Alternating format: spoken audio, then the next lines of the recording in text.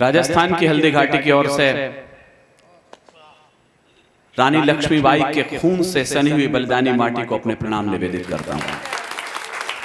ये धरती तात्या टोपे के शीश दान की है। वाह, मुझ पर धिक्कार है यदि मैं इस लाइन के ऊपर ताली मांग लो और आप न बजाएं तो। मैं देख लाइन पढ़ के अपने परीक्षण कर रहा हूं, इस पर ठीक हो गया तो ठीक है, वरना संतोष जी सीधे कविता पाठ को आ जाएंगे। ये धरती तात्या टोपे के शीश दान की है, ये धरती झलकारी के प्राणदान की है, और बुंदेली पौरुष अंग्रेजों के आगे झुका नहीं कभी। ये धरती रानी झांसी के स्वाभिमान की है, ये धरती झांसी रानी के स्वाभिमान की है। ये देखिए, ऊर्जा लगाए तो फिर पूरी लगाए। मैं अनेक बार यहाँ 26 बार आ चुका हूं, 26वीं बार हूं मैं। 24 बार कभी सुना, 2 बार मैं अलग तरह से आया। स्वागत भैया।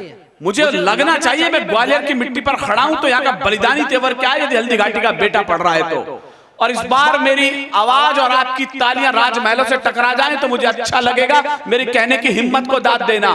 आजादी के काले बादल मिनटों में तभी छांट देती। जो समझदार श्रोता हो वो ताली बजाए, बाकी कायर लोग खामोश रहिएगा। विनीत चौहान हिम्मत कर रहा है पढ़ने की। आजादी के काले बादल मिनटों में तभी छांट देती, मिनटों में तभी छांट देती, दुश्मन को टुकड़े टुकड़े कर हिस्सों में कई बांट देती। गर अपने लोग यहाँ रानी से दगा नहीं करते, वो एक सिंघनी ही बढ़कर माँ की जंजीर काट देती। वो एक सिंघनी ही बढ़कर, मुझे अच्छा लगा कि आप जिंदा है कम से कम। वो एक सिंघनी ही बढ़कर माँ की जंजीर काट देती, वो एक सिंघनी ही बढ़कर मां की जंजीर काट देती। लोग मेरे से कहते हैं 26 साल हो गए चंबल के पानी में घूमते हुए, दिल्ली बंबई जाते हो, कुछ अंतर नहीं पाते हो क्या? मैंने कहा मुझे बगावत रास आती है, इसलिए मैं चंबल में कभी कभी चला आता हूं। ये बगावत जिंदा रहनी चाहिए इस देश के अंदर। जिसकी बगावत मर गई उसका तेवर मर गया, उसकी आंखों का पानी मर गया। चले जाइएगा दिल्ली। क्यों आता है विनीत चौहान इतने सालों से? 26 साल में कभी तो मना कर सकता था पवैया जी को। एक ही चीज मुझे खेच लाती है, चले जाइए दिल्ली बंबई की सड़कों पर। आप सुबह सुबह 5 बजे आपको सफेद कुत्तों की चैन पकड़े हुए घूमती लड़कियां दिखाई देंगी। और चले जाइए चंबल के गांवों के आसपास, सेना के लिए कसरत करते हुए जवान दिखाई देंगे आपको। शुक्रिया, मुझे अच्छा लगा। ये धरती, आपकी लाइन को कहें तो 2 लाइन और कह दूं मैं।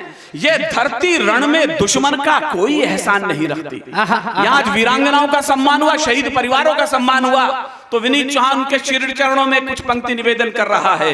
ये धरती रण में दुश्मन का कोई एहसान नहीं रखती। जरा जिंदा लोग हो मेरे साथ। ये धरती रण में दुश्मन का कोई एहसान नहीं रखती। जुगनू की ड्योढ़ी झुक जाए ऐसे दिन मान नहीं रखती। जरा तालियां उठे तो ठीक से उठे। ये धरती रण में दुश्मन का कोई एहसान नहीं रखती। जुगनू की जोड़ी झुक जाए ऐसे दिन मान नहीं रखती। और सीमा पर दुश्मन की जाकर, जरा भगवा ध्वज लहरा जाए तो आपकी तालियां उठे। सीमा पर दुश्मन की जाकर जो मां का दूध लजा आए, भारत मां ऐसी कोई भी कायर संतान नहीं रखती। भारत मां ऐसी कोई भी कायर संतान नहीं रखती। भारत मां ऐसी कोई भी कायर संतान नहीं रखती। हम प्राण हथेली पर लेकर दिल में एहसास लिए बैठे। गीत का सबसे बड़ा हस्ताक्षर जब मिलेनियम गीत की पहचान हुई कि पिछले 100 सालों का सबसे बड़ा गीतकार कौन है, सबसे बड़ा गीत कौन है, तो संतोषानंद जी के नाम के आगे एक गीत लिखा गया। एक प्यार का नगमा है, मौजों की रवानी है जिंदगी, और कुछ भी नहीं तेरी मेरी रवानी। वो गीतकार यहां बैठा है। मेरा दायित्व है कि मैं उनका भतीजा हूं। वो ये न कह दे कि नई पीढ़ी जब कविता लिख रही थी तो केवल नारे लिख रही थी।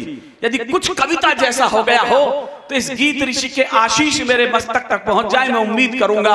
हम प्राण हथेली पर लेकर दिल में एहसास लिए बैठे।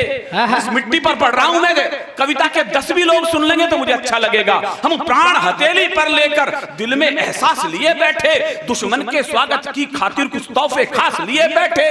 कैसा युद्ध हुआ होगा इस भूमि पर, 4 लाइन बिल्कुल ताजा कविता तुम सुनना। हम प्राण हथेली पर लेकर दिल में एहसास लिए बैठे, दुश्मन के स्वागत की खातिर कुछ तोहफे खास लिए बैठे। बढ़ चले मृत्यु के परवाने, जीने की थी परवाह किसे, जीवन जीने की खातिर हम मृत्यु की प्यास लिए बैठे। जीवन जीने की खातिर हम मृत्यु की प्यास लिए बैठे। जीवन जीने की खातिर हम मृत्यु की प्यास लिए बैठे। आज तो लोग बाग, मुझे क्षमा करें ये कहने के लिए, बंगाल में इस समय चुनाव के नाम पर जो धार्मिक हिंसा हो रही है, मैं जब भी कहते हैं एक धर्म विशेष के लोगों ने दंगा कर दिया, सीधा सीधा क्यों नहीं कहते कि इन टोपी वालों ने दंगा कर दिया? हम करें तो भगवा आतंकवाद हो जाता है।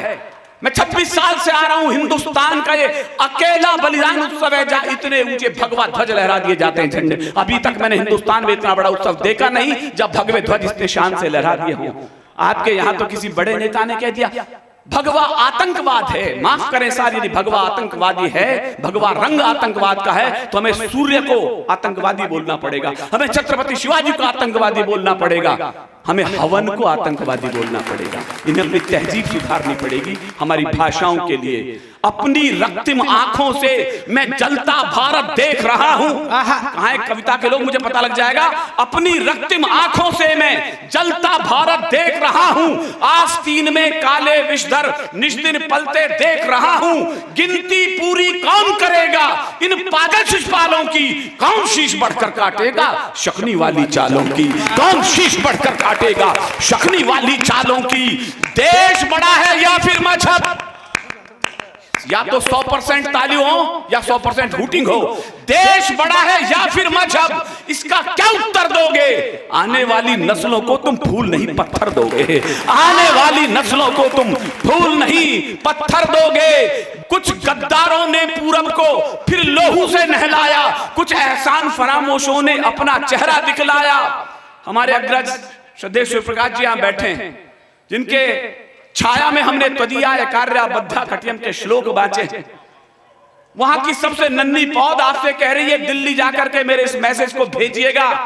आने वाला दिन दूर नहीं है जो लिख करके रख लेना। विनीत चौहान आज घोषणा करके जा रहा है, यदि दिल्ली की नींद न खुली तो ये ना हो जाए जो मैं बोल के जा रहा हूं, तो मेरा नाम लेकर थूक देना विनीत चौहान क्या बोलकर गया था। बस बंगाल की आगजनी याद रखें और विनीत चौहान बोल रहा है, कुछ गद्दारों ने पूरब को फिर लोहू से नहलाया, कुछ एहसान फरामोशों ने अपना चेहरा दिखलाया।